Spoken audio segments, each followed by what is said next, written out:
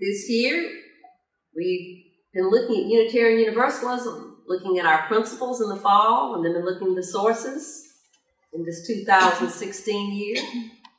We've shared about our first source, as you may remember, which is direct experience of that transcending mystery and wonder affirmed in all cultures, which moves us to renewal of the spirit and the openness to the forces which create and uphold life.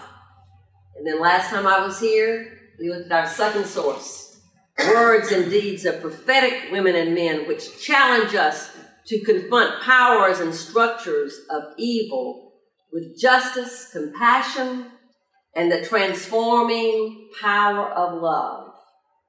If you've missed any of these, I'm thankful that Kostya is here and is videoing them, and you can go to our YouTube channel and you can see those that you missed. If you didn't miss today, you are here, and we're glad to have you. As we share about our third source that Unitarian Universalists lift up, let's read this together, please. Wisdom from the world's religions, which inspires us in our ethical and spiritual life. We have invited our unpackers again, and they're just going to unpack one word first. That one word is wisdom. Wisdom. Why wisdom from these religions and not knowledge? Well, I decided to look up and get a little better understanding of these two words, and that may help us understand why they wanted us to look at wisdom from world religions.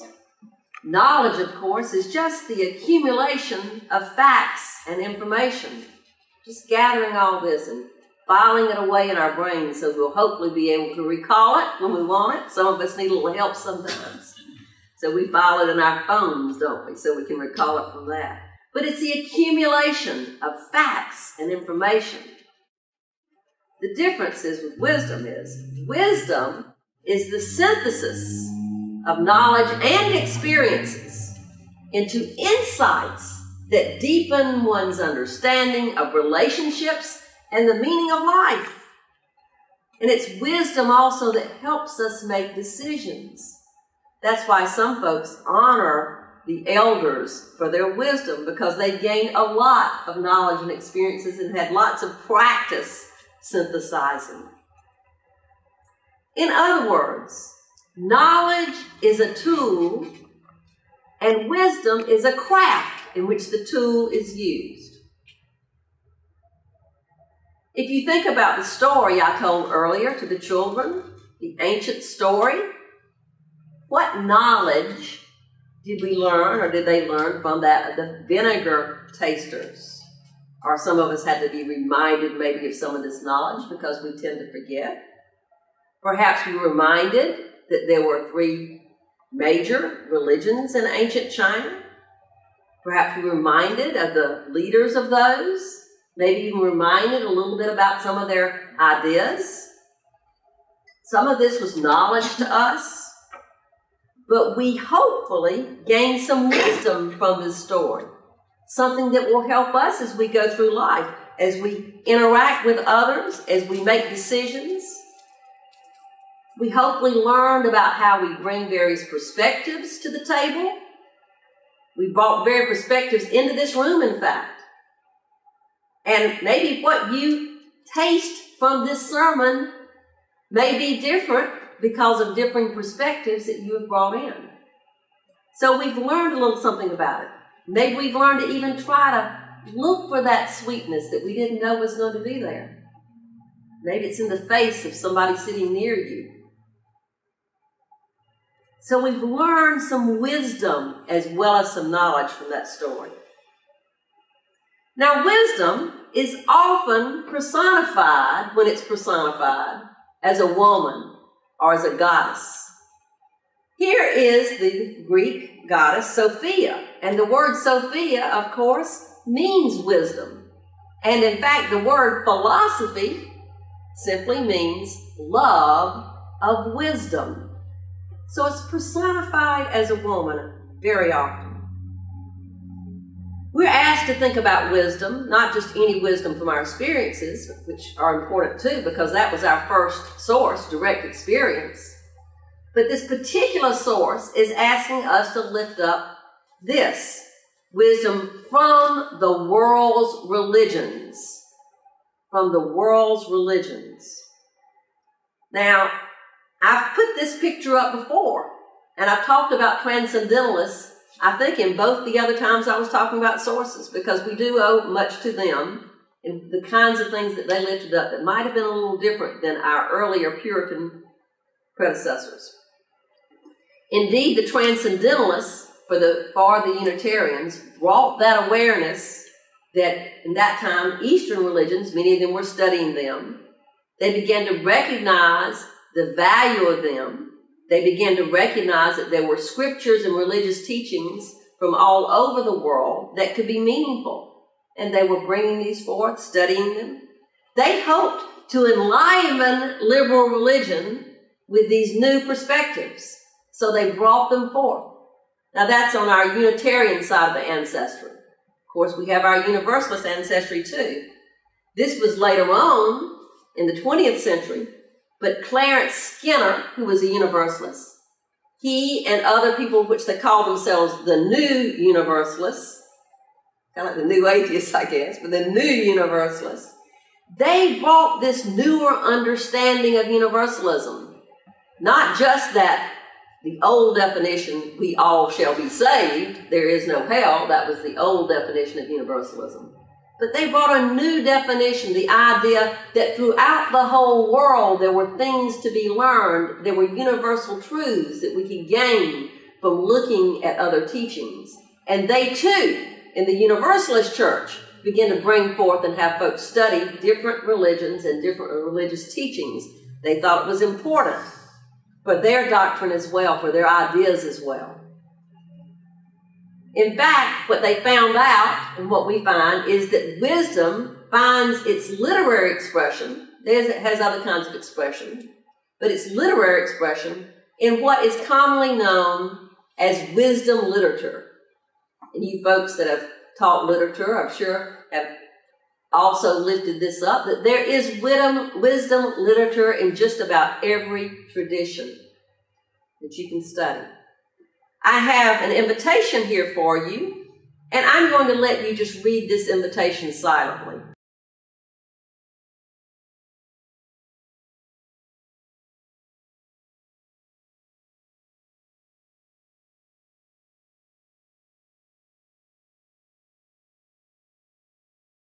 Are you confused about life? Don't know what's going on? Come with me. Oh, come. Have dinner with me. I've prepared a wonderful spread. Fresh baked bread, roast lamb, carefully selected wines.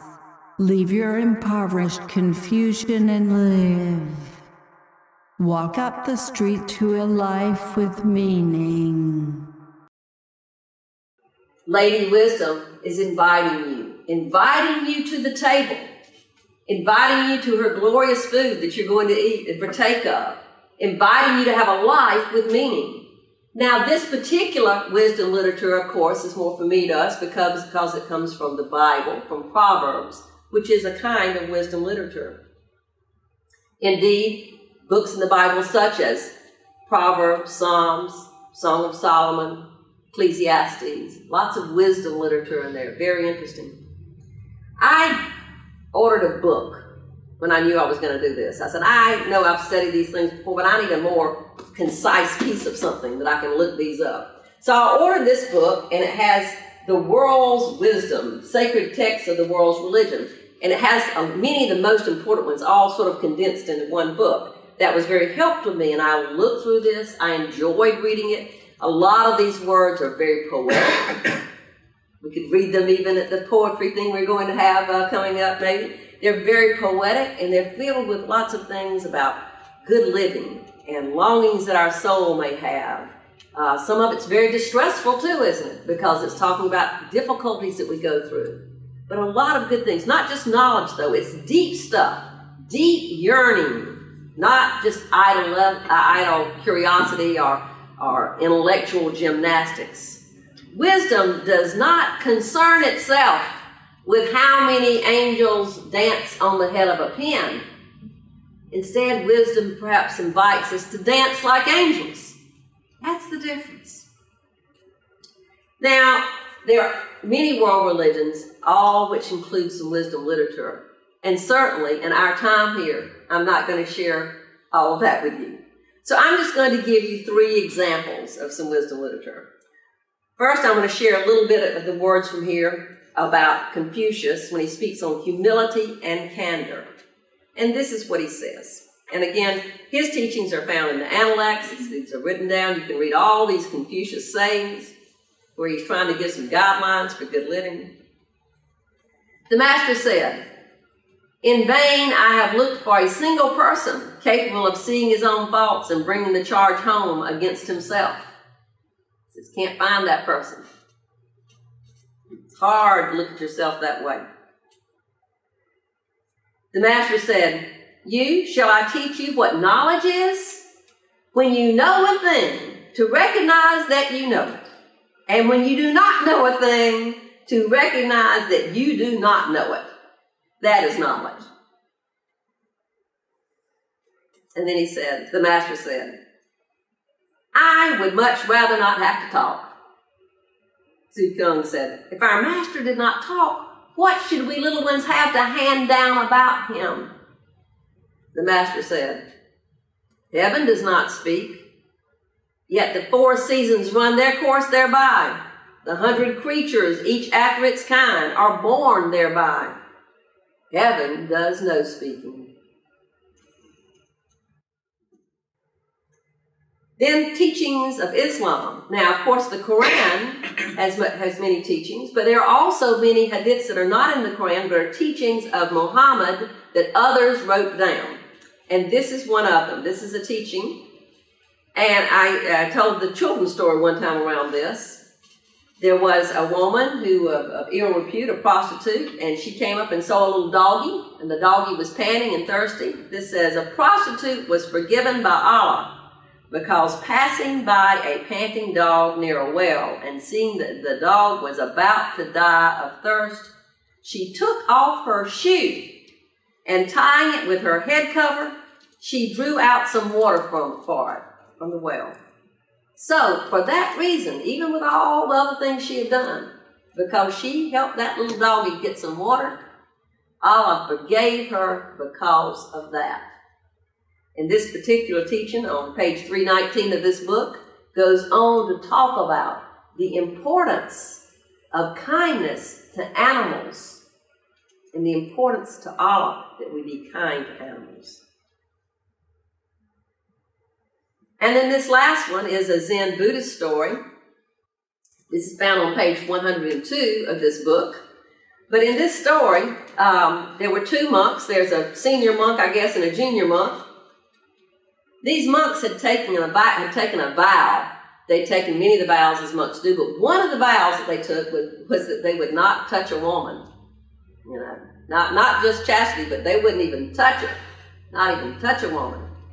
So they're walking along, and they come to a river. And there is a woman in her finery, a young woman, on the side of the river, and she is crying.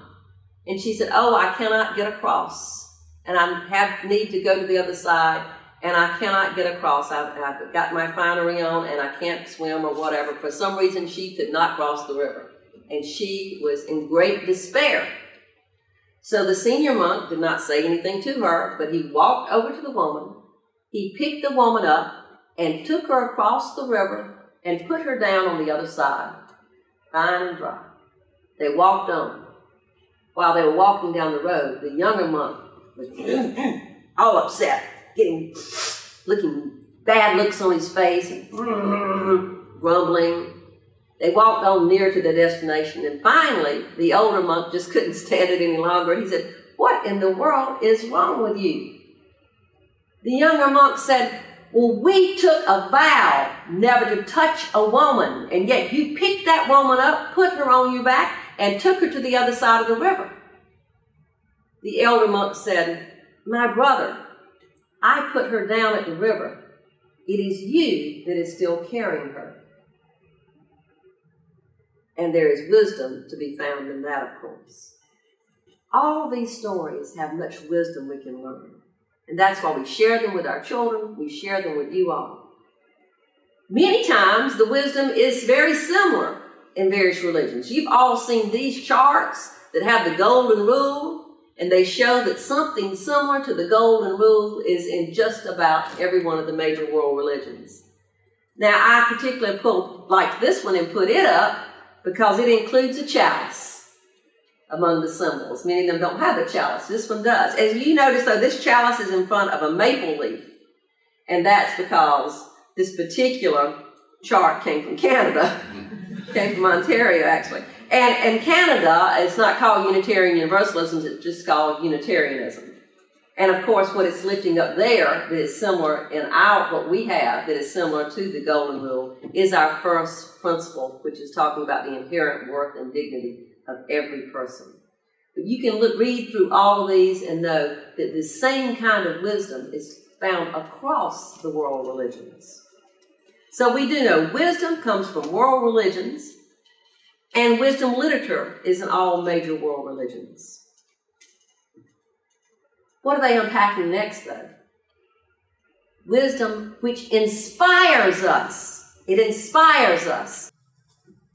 Did you know that inspiration is a respiration term? We don't use it that way much.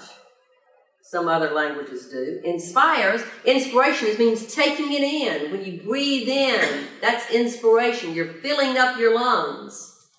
When you breathe out, that's expiration. You're letting go of it, using it up.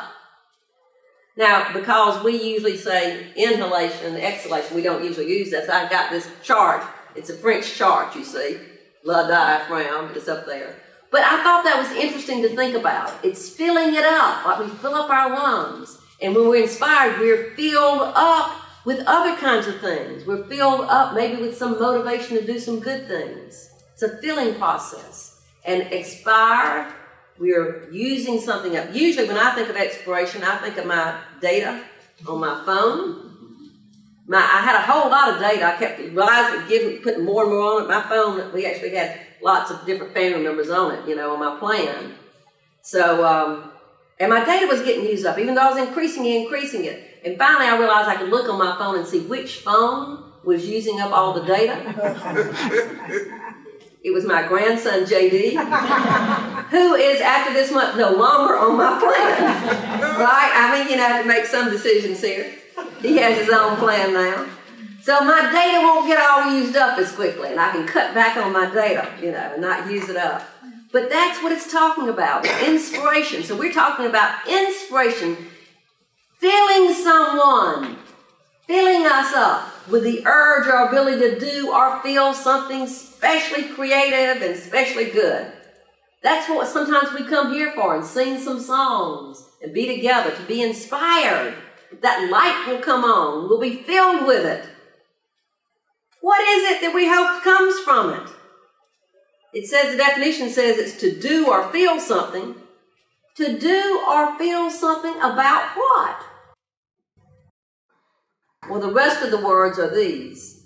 In our ethical and spiritual life, in those aspects of our lives, our ethical and spiritual life. Ethics, in its simple sense, has to do with what is right and what is wrong. And then hopefully do as Spike Lee tells us to do, and do the right thing. Eric Russell said, do right. People throughout history, though, have tried to live in harmony with wisdom teachings. Some have more success than others. I know I've tried. I'm sure many of you have. Sometimes we do pretty well. Sometimes we don't. We get mixed results. Sometimes it's pretty hard to try to figure out that WWJD that maybe some Christians have on their wrists, and others have other kinds of ways of looking at that. It's harder in some situations. It's complex. Indeed, Lady Wisdom may have set her table, but it's a complicated banquet. However, just because it's complicated doesn't mean that we can't be inspired and filled with the desire to do right and to lead an ethical life. I think that's what we ask ourselves about some folks too, and about ourselves. Not so much about particular things. And I got on the bill for lifting up something, a name perhaps, but as I look at various people, not only politically but otherwise, I try to ask myself, is this an ethical person? Not necessarily what are the particular policies they stand for. Some of them I may agree or disagree with, but is this an ethical person? Perhaps we should ask ourselves that night, every night before we go to bed, ask us, did I lead an ethical life today? Did I make that attempt to try to do the right thing? And then, of course, the other side of that is a spiritual life. And of course, since wisdom literature speaks to the heart more so than the head, it certainly inspires us to continue growing spiritually, however you may think about that. And we probably have differing views, like those vinegar tasters, of what that might mean. But surely this literature can help us to grow in our spiritual lives because it's speaking to our hearts, to our souls. So we are to draw from this wisdom of world religions to inspire us to ethical and spiritual lives. But now's the time in the sermon when I'm going to get real. And that is to say, I lift this up. We lift up symbols, these religious world symbols, on our posters, on our banners. But if we had confession, as you use, a confession time, I think we would need to confess when it comes to our attention, to pay attention to this source. I think this is one that we might need to have some confession about. Unless we identify with a particular religion, as some folks do, another religion, I don't think we spend much time with these religious texts and looking at them as we might. I'm just lifting that up, folks, for you to think about.